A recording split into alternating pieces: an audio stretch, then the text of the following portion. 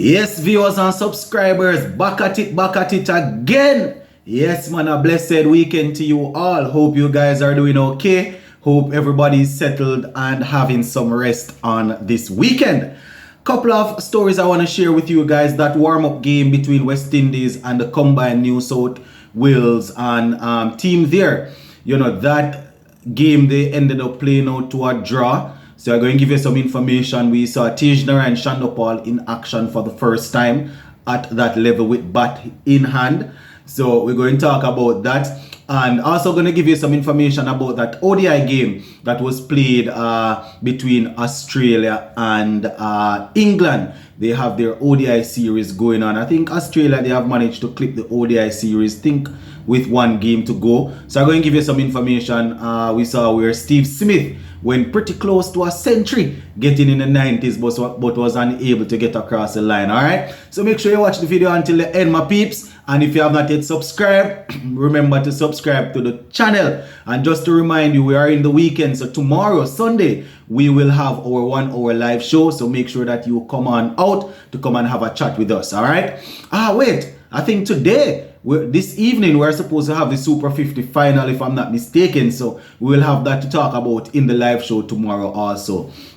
So that warm-up game, my viewers and subscribers, West Indies first innings 424 for 9, as I would have indicated. Couple of half centuries, you know, for a few of the players. New South Wales, they went in, made 426 for 4, declare. And West Indies, we were back in batting, and we were actually 114 for 4 when the game, they decided to finish the game. I think they finished it a day early, if I'm not mistaken. So let me just remind you of the first innings, the scorers. So Brathwaite had 75, Shamar Brooks had 56, Raymond Reefer had 21, Nkrumah Banner had 15, Jermaine Blackwood had 42, not out, he retired out. Same thing with Hola, retired out and 50. We had Devon Thomas, who was left not out on 77.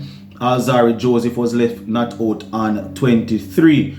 And when in terms of the bowling for us, as I said, you know, the New South Wales team, they ended up making over 400. So you can imagine the bowling wasn't too good for us. You know, we just had a couple of bowlers picking up wickets. Raymond Reefer getting wickets, Craig Brathwaite getting a wicket also, and so on. So let me just quickly go down into the second innings. As I said, we were 114 for 4 when they decided that that was enough. So where the scores are concerned, Tejner and Chanderpaul apparently was feeling better, and he got a chance to bat. He ended up making 4 from 3. He was dismissed 4 from 3.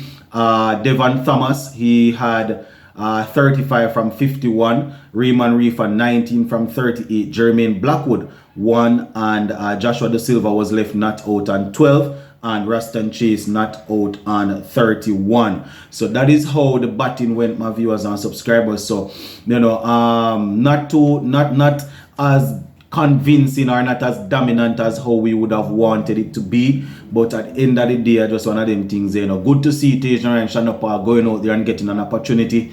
I didn't actually see him when he was batting, so I'm not sure how he looked or anything.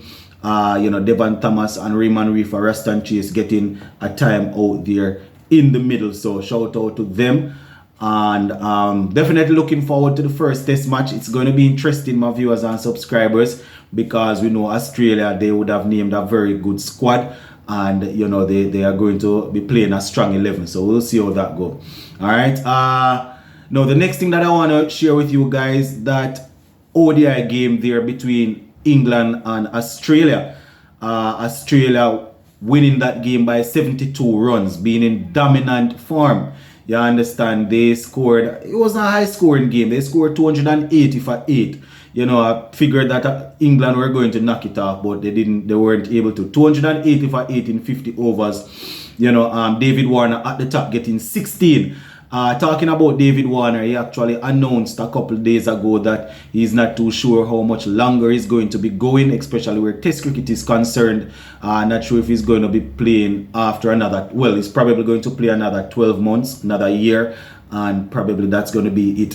So he had 16, Travis Head had 19. Steve Smith was the man on the day, had 94 from 114 before he was dismissed by Adil Rashid. Marnus Lamache getting 50, he had 58.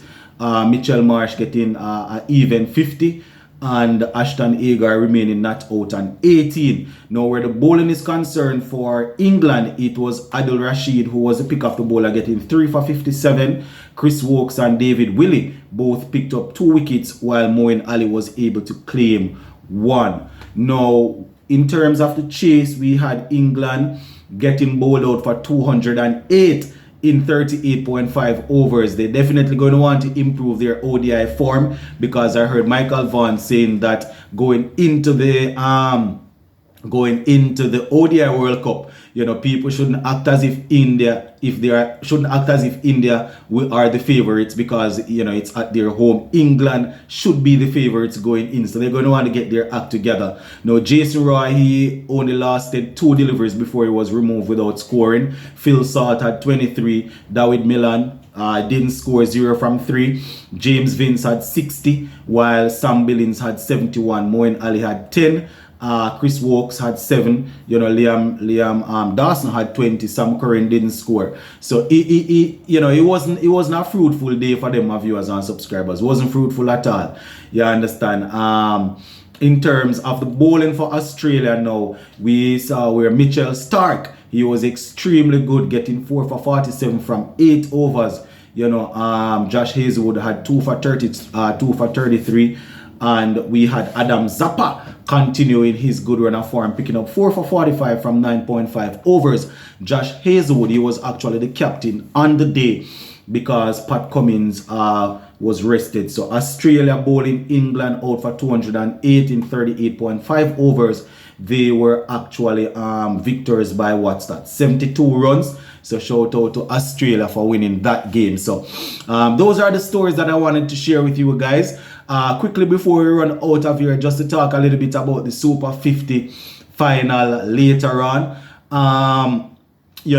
Probably going to do another video in short order, giving you my predictions and giving you the guys that I think will stand out in that final. So maybe I don't need to touch it in this video. So that is how it went, my viewers and subscribers, in terms of the warm-up game and that game between England and Australia. So as per usual, I'm going to remind you, if you have not yet subscribed to the channel, please go right ahead and subscribe. We have been hovering in the 10,000 bracket for quite some time. I can't believe that my listeners doing this to me. Subscribe, man, as we look to bring up the 11Ks in. Big up on yourself, my peeps, and we touch base later on. Bless.